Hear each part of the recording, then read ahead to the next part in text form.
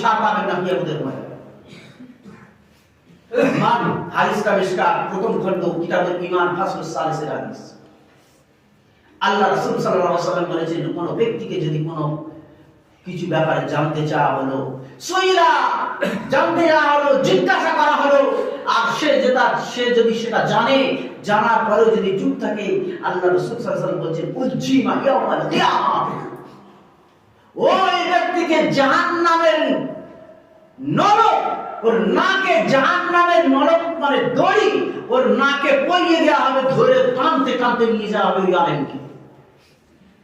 আলেমদের যেমন ফজিলাত আছে, আলেমদের ব্যাপারে ভয়াবহ বাণী আছে। আপনি জানেন, যদি জানার পরেও যদি গোপন করেন, আপনার নাকে দড়ি পরিয়ে টানতে টানতে নিয়ে যাওয়া হবে উজ্জিমা ইয়াউমাল কিয়ামাহ।